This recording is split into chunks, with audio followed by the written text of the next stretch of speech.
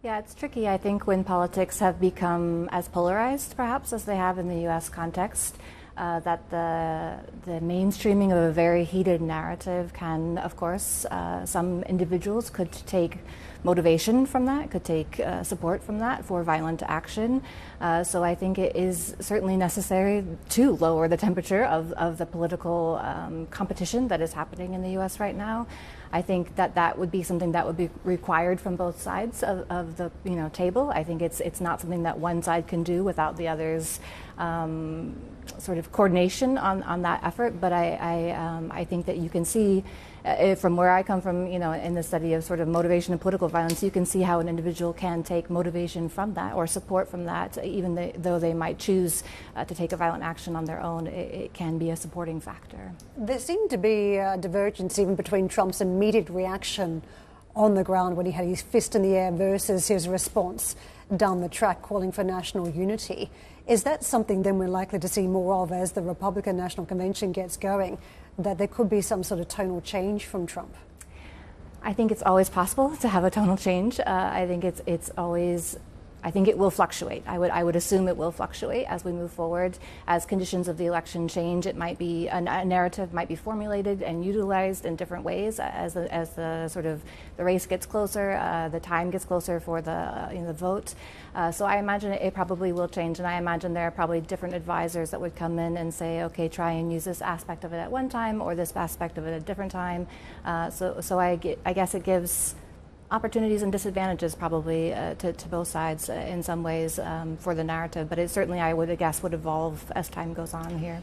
Jessica, I'm fascinated by grassroots America and what is going wrong for many people. One of the best books I read in early 2022 was this amazing book by Evan Osnos called Wildland, A Journey Through a Divided Country, and it's the making of Americans' fury. This year, there's a movie out, and I haven't even seen it yet, but I know the tone, and you know the book the film called Civil War, which is by the most excellent Alex Garland, who people might remember from The Beat all those years ago as well. There is an undercurrent of fear throughout America about what happens next. What happens next in a country that has over 40 million estimated AR-15s and hundreds of millions of other weapons as well. Is there something deeper going on across large parts of America where people actually fear some form of insurrection or some form of extended violence to come?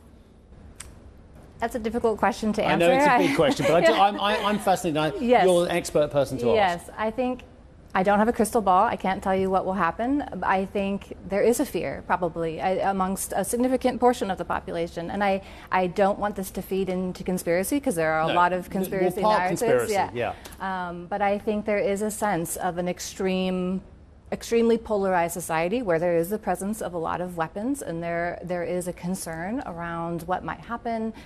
We obviously saw January 6th was shocking to the world.